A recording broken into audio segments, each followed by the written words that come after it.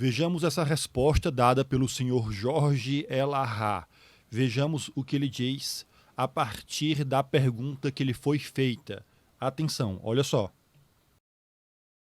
A codificação cita a evocação de espíritos. O Livro dos Médiuns, capítulo 25, e no Céu e Inferno, capítulo 11.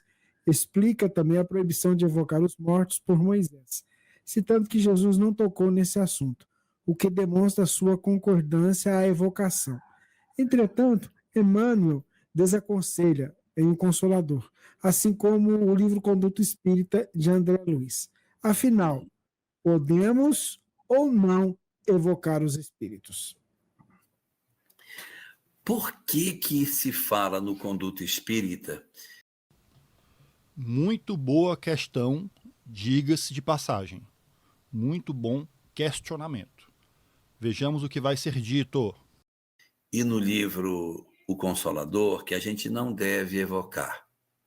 Por quê? Para não sermos vítimas de mistificação. Imagina que eu esteja numa reunião mediúnica, eu estou numa reunião mediúnica e eu digo: Senhor, nós te pedimos que tu tragas fulano de tal para conversar conosco. Uma outra entidade pode se apresentar. Primeiro ponto.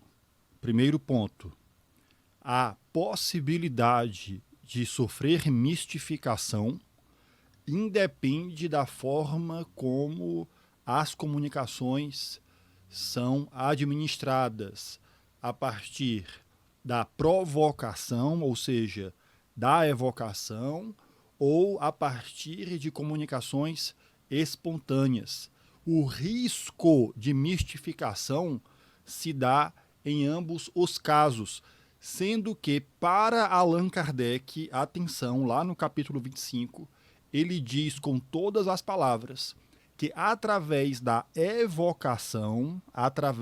evocação, nós temos mais meios de nos prevenirmos, de nos garantirmos, a fim de não sermos enganados, a fim de não sermos mistificados. Então, o risco ele é possível, independente de serem comunicações provocadas ou não, espontâneas ou não, mas através das evocações nós temos meios mais eficazes de nos assegurarmos em relação à identidade do espírito. Beleza? Vejamos. Senhor, que eu esteja numa reunião mediúnica, eu estou numa reunião mediúnica e eu digo: Senhor, nós te pedimos que tu tragas fulano de tal para conversar conosco. Uma outra entidade pode se apresentar. Um pequeno comentário a respeito dessa caricatura feita pelo Sr. Jorge Elahá, uma caricatura que revela, inclusive, uma ignorância em relação como a evocação se dá, porque ela não é feita assim, sem noção a respeito da realidade do espírito. Como nós aprendemos com Allan Kardec, as evocações partem sempre de uma boa assistência que nos dá informações relativas à viabilidade daquela comunicação, da comunicação daquele espírito. Vejamos. E nos enganar. Nós te pedimos que tu tragas fulano de tal para conversar conosco. Uma outra entidade pode se apresentar e nos enganar. A questão é essa, a questão não é que pode ou que não pode. É o risco de sermos enganados. É o risco da gente dizer assim, não, sabe? Eu, por exemplo, dizer: Senhor, nós te pedimos que Jesus esteja no nosso grupo, ele tirar essa dúvida aqui nossa. Aí o cara aparece lá e diz: pronto, vocês me chamaram, eu estou aqui. Meu nome é Jesus de Nazaré, está aqui minha carteira de identidade, sou eu, pá. E aí o grupo acredita que foi Jesus que se manifestou. Então, a questão da evocação está... Mais uma vez, a partir dessa caricatura, se um grupo acredita, a partir de uma afirmação feita pelo espírito, que realmente se trata ser quem ele é, essa crença excessiva vai se dar se esse suposto espírito também se comunicar espontaneamente. Vamos nos utilizar da caricatura do Sr. Jorge Elahá. A reunião segue a sua dinâmica, organizada conforme a linha de trabalho do Centro Espírita, e no final da reunião, vamos imaginar que seja uma reunião de desobsessão. No final, segundo esse modelo de trabalho, é bastante comum que alguns espíritos se comuniquem para dar uma mensagem de encerramento. Vamos supor que o espírito se comunique e vamos supor que a comunicação seja por escrito. E ele fala belas palavras e diz Jesus, Jesus de Nazaré. Ora, o risco do engano é proporcional à credulidade excessiva que se vota, que se dá margem a partir daquela comunicação recebida, independente dela ter vindo espontaneamente ou ter sido provocada. Sendo que, para Allan Kardec, nos lembremos, quando se fala de evocação, nós estamos aqui pensando em uma dinâmica que compreende com a evocação também a utilização de perguntas, o uso de questionamentos. Então, ao se evocar um espírito, já se parte de uma base na qual algumas questões serão formuladas. Voltemos para o exemplo jocoso do senhor Jorge Alahá. O espírito se comunica se dizendo ser Jesus de Nazaré. Através de 2 ou 3 perguntas muito simples, já dá para a gente saber quem é o espírito. Então nós não estaremos desprevenidos, muito pelo contrário, porque nós aprendemos com Allan Kardec, inclusive, a estudar a identidade dos espíritos. Quando se fala da prática das evocações, essa prática não pode ser abordada descoladamente de tudo o que Allan Kardec orienta. É preciso que essa prática esteja embasada em tudo mais que Allan Kardec nos oferece como alicerce de trabalho. Beleza? Vejamos. Na possibilidade de Jesus que se manifestou. Então, a questão da evocação está na possibilidade da mistificação. Mas nós fazemos, ainda que indiretamente, evocação. Nós fazemos. Não diretamente, mas nós fazemos. Quando nós dizemos, Senhor, vamos começar a nossa reunião mediúnica, uma reunião de desobsessão, aí vocês olham esses nomes que estão aqui, nós estamos vibrando por todos eles. Se houver alguma entidade vinculada a eles que se manifeste, isso, embora não seja uma evocação direta, é uma evocação indireta, porque eu estou pedindo que as entidades ligadas a eles se manifestem. Quando, no final de uma reunião, solicitamos aos nossos mentores que, se for possível, que eles compareçam conosco para nos trazer qualquer informação, eu estou fazendo também uma evocação nesse sentido. Tecnicamente, o termo mais adequado, nesse caso, é invocação, porque se trata de uma evocação geral cujo caráter principal é de assistência, que não necessariamente implica em comunicações desses espíritos invocados, mas na ideia de que eles podem nos ajudar, como, por exemplo, protegendo a reunião, nos amparando, nos inspirando, etc. Nesses termos é que se dá a invocação. A grande questão, uma evocação nesse sentido. A grande questão, na verdade, é nós não fragilizarmos as nossas crenças, permitindo com que entidades mistificadoras se aproximem de nós. Aí vocês vão dizer, mas Kardec fazia evocação. Fazia. Ele trabalhava com a evocação, não é?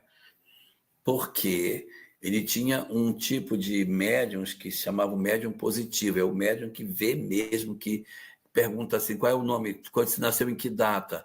Eles tinham uma precisão muito grande, tipo esses médiums que trabalham com cartas consoladoras, que dá número de CPF, que apresenta uma série de informações bastante pessoais do desencarnado. Então, isso tudo são fatores que nos ajudam a perceber o grau de nitidez dessas comunicações recebidas. Vamos lá, mais uma informação equivocada, mais uma colocação que nos leva a um entendimento equivocado.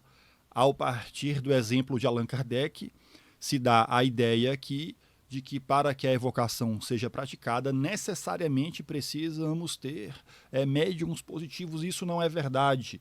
Quando, por exemplo, nas nossas reuniões familiares, nas nossas reuniões íntimas, evocamos o nosso anjo da guarda, mesmo que não sejamos médiums positivos, a comunicação obtida, ela nos trará um conteúdo tal suficiente para que a gente, pelo menos, distingua se trata de um bom ou de um mau espírito. E essa distinção ela é muito importante para todos nós que buscamos a transformação moral a partir de reflexões que digam respeito à nossa vida, aos nossos pensamentos, aos nossos sentimentos, à nossa conduta. Nesse sentido, os nossos anjos da guarda nos ajudarão a partir de comunicações provocadas, sem que necessariamente a gente tenha que se preocupar com informações precisas relativas à sua identidade.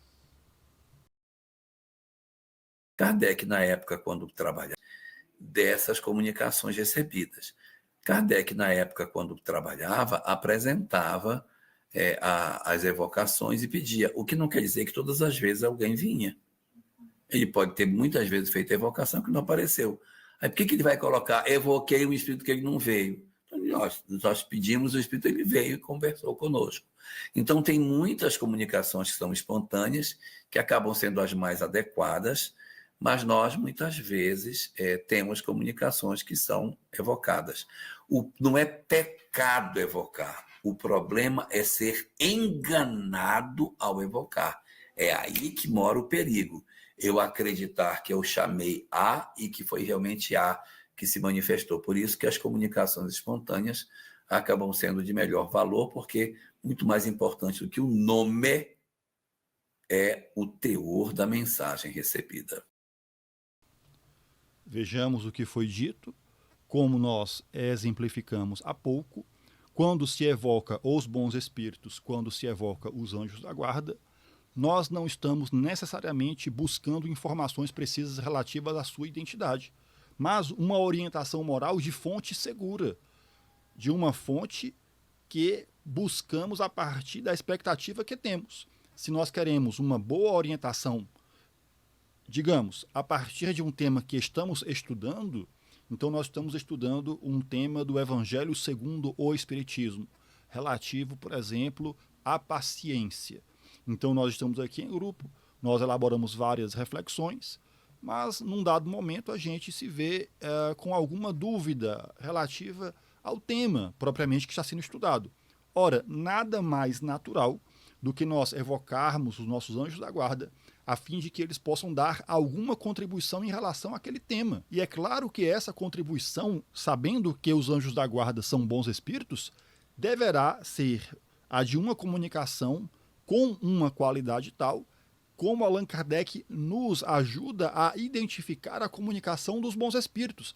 Então nós temos tudo o que nós precisamos para não sermos enganados desde que nós compreendamos a obra de Allan Kardec como um todo, a partir de O Livro dos Médiuns, aqui mais especificamente em relação ao campo experimental. Campo experimental esse que o Sr. Jorge ignora quando faz menção aqui ao trabalho de Allan Kardec, dizendo que ele deve ter evocado muitos espíritos que não vieram. Como se as evocações fossem feitas assim, no escuro, sem ter conhecimento, sem ter amparo, e não é assim que se dá. As evocações, elas partem de uma boa assistência que nos orienta a respeito da viabilidade de determinadas evocações, ou seja, se o espírito quer se comunicar e se ele pode se comunicar, enfim, todos os detalhes, todos os obstáculos relativos à viabilidade daquela comunicação. Não existe isso de o Allan Kardec ou de quaisquer outros espíritas que seguem o exemplo de Allan Kardec, de evocarem o espírito e ficarem ali com cara de tacho sem saber se o espírito vai vir ou não. Não é assim que se faz. Vejamos, evocação em Allan Kardec não é bagunça, como geralmente se fala a partir da mentalidade religiosa encontrada no movimento espírita praticado aqui no Brasil. Vejamos o que o Sr. Jorge continua a dizer. O Salatiel aqui está colocando que nas comunicações espontâneas, os espíritos também podem se identificar falsamente. Você também tem razão. Pode. Pode ter uma comunicação espontânea. Epa! Olha aí, seu Jorge. Cuidado. O seu público está ficando cada vez mais lúcido. Cada vez mais lúcido. Muito bem colocado aí. As comunicações falsas também podem se dar de forma espontânea. Então, cuidado com esse falso argumento de que não se evoca para não ser enganado, porque ser mistificado não é algo próprio das evocações, é algo que se dá de qualquer maneira, sendo que para Allan Kardec, não é para o Emmanuel, não é para o André Luiz, que são espíritos com suas respectivas opiniões. Para Allan Kardec, a evocação é o melhor meio à disposição para não ser enganado. Capítulo 25 de O Livro dos Médiuns. Olha só, vamos lá. Pode. Pode ter uma comunicação espontânea e a entidade, olha, eu sou Sócrates, e aparece lá. Beleza. Mas a chance de nós acreditarmos que ele é Sócrates acaba se tornando menor do que se eu evocá-lo. Não tira a nossa lucidez em sempre questionar as entidades quanto àquilo que elas são. E aí, Salatiel, o mais importante num trabalho mediúnico é não olhar para o nome, é olhar para o teor da mensagem. E é isso que importa mais. Né? Olha, Marechal Deodoro deu uma comunicação. Isso aí é menos importante do que foi que o Marechal Deodoro disse. Isso que é importante. Porque vocês vão pegar lá no Livro dos Médiuns, item 256. Eles vão dizer que muitas vezes um espírito que assina não é o autor da mensagem. Porque tem uma falange que se identifica com esse nome. Um grupo de espíritos que assina, porque lá Kardec até diz, existem muitos espíritos elevados que a Terra nem conhece, não sabe o nome deles. Então, eles não vão usar o nome dele e ninguém vai saber quem é. Então, ele pega o nome de alguém e coloca. Nossa, essa é uma mensagem de Santo Agostinho. Não, não era ele. Mas uma entidade elevada que deu a comunicação, botou o nome dele. E outra, havia, na verdade, como diz Kardec, nesse item 256, a tendência de que quanto... Vamos lá, aqui tem um ponto a ser colocado para a gente entender bem. O nome realmente importa quando a identidade é algo que se busca, ou seja, quando a identidade é relevante.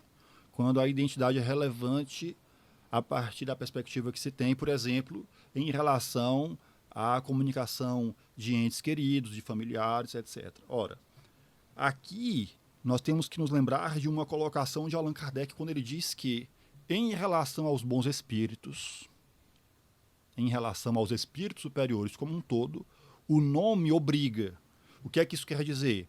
Quando o espírito se identifica com um nome, aquele nome não pode ser desprezado. Ele nos serve como uma referência. Se a indicação é de um nome supostamente atribuído a uma pessoa com muitas virtudes ou com um elevado desenvolvimento intelectual, é claro que o conteúdo da comunicação tem que corresponder àquele nome ou à expectativa que se tem relativa àquele nome. É isso que Allan Kardec nos coloca quando diz que o nome obriga. Portanto, nós não podemos desprezar essa informação, porque ela é um indicativo. O conteúdo corresponde ou não a esse nome assinado? Se não corresponder, então a chance de nós estarmos sendo tentados a partir de uma mistificação é alta, é muito alta. E a partir do nome daquele conteúdo, a gente faz uma análise, porque ninguém abrirá mão do discernimento, e independente da comunicação inicialmente ter vindo a partir de uma provocação, ou seja, evocada, ou ter vindo espontaneamente, o espírito se manifestou por conta própria, independente dessas duas modalidades, atenção, independente disso, nós iremos pegar aquele conteúdo, a assinatura, iremos analisar aquela comunicação e, se nós temos alguma dúvida em relação à identidade ou em relação ao tema abordado, porque foi colocado de forma confusa, porque foi colocado de forma esquisita. Se algo ali é obscuro, se algo é contraditório, se algo nos chama a atenção, porque de repente se choca com a ciência, com algumas noções básicas que nós possuímos, se a informação ali é nova, nunca antes dita por espírito algum, se a informação que ali está presente se choca com os estudos anteriores de Allan Kardec, por exemplo, o que André Luiz fala em relação a espíritos no mundo, ou melhor, a animais no mundo dos espíritos. Se algo ali nos choca, nos chama a atenção, merece da nossa parte um pouco mais de ponderação a respeito, o que é que nós iremos fazer a partir dessa análise? Nós iremos estudar com os espíritos aquela comunicação, se ela merece ser estudada. Se ela merece ser estudada. Então nós iremos elaborar questões e a partir disso iremos provocar outras evocações, ou do mesmo espírito, independente dele ter se comunicado inicialmente a partir da evocação ou a partir de comunicações espontâneas, ou nós iremos evocar outros espíritos aos quais nós temos confiança a partir da relação que nós estabelecemos e da boa assistência que nós temos, a fim de aprofundar aquele tema, a fim de resolver as nossas dúvidas. Esse discernimento aplicado, o uso das questões aliadas às evocações, faz parte da postura exemplificada por Allan Kardec. E é claro que a partir do seu exemplo, essa postura ela era seguida pelos espíritas. Era seguida, deixou de ser a partir do momento que o espiritismo chegou no Brasil e foi tomado por um aspecto religioso caracterizado por uma crença excessiva, portanto uma crença cega, e por uma passividade face às comunicações. O que é que a gente vê hoje em dia? As pessoas recebem comunicações e fica por isso mesmo. Elas não têm iniciativa para estudar aquilo, para aprofundar aquele tema, para lidar com os espíritos de forma madura, como Allan Kardec nos ensinou, nos orientou. Voltemos à fala do Sr. Jorge, que já está próxima do final. Mais o espírito, como diz Kardec, nesse item 256, a tendência é que quanto mais o espírito evolui, mais difícil é identificar. Eu pego uma mensagem, essa mensagem aqui não é de São Francisco de Assis, é de Santo Antônio de Pádua. Cara, como é que eu vou saber? Espírito muito evoluído, os pensamentos ficam muito alinhados. É diferente você pegar uma comunicação de um parente, esse aqui é fulano, porque era ele que falava assim, ele tinha esse jeito de falar, né? Então, isso tudo acaba sendo muito importante no trabalho. E o Paulo Witter está colocando aqui, né, que a evocação é feita pelos dirigentes espirituais da tarefa mediúnica, ou seja, quem faz a evocação são os mentores do trabalho que vão buscar os que vão se comunicar. São eles que trazem para que eles possam se apresentar na reunião mediúnica. Bom, ele encerrou por aí. Olha só que curioso, né, o comentário aí que foi destacado no final. Os mentores, atenção para essa palavra mentores, tá? Porque ela é muito típica do movimento espírita brasileiro e ela não é uma palavra que nos remete à escala espírita. Portanto, esse termo mentores mascara, por exemplo, a qualidade desses espíritos que nos assistem. É importante saber se esses espíritos que nos assistem, onde eles estão na escala espírita, a que categoria eles pertencem. Isso é muito importante. Bom, mas aí o que é dito? Ah, não, eles é que tomam de conta. Essa postura, ela é característica do nosso movimento, como eu disse há pouco, porque nos remete a uma passividade. Não, são os mentores que sabem, são eles que tomam de conta, são eles que sabem o que é melhor para a reunião. Esse tipo de ideia é uma ideia que foi desenvolvida fortemente no Brasil e não guarda relação com o pensamento de Allan Kardec, porque em Allan Kardec a postura diante das comunicações, a postura na condução das reuniões é completamente outra, a partir da possibilidade que nós temos de estudar aquelas comunicações, de aprofundarmos o estudo a partir das evocações e a partir dos questionamentos, beleza? Então eram esses nossos comentários aqui em relação a essa resposta do senhor Jorge Elahá. Curta esse vídeo, compartilhe ele com outras pessoas, se inscreva no canal. Até uma próxima. Valeu!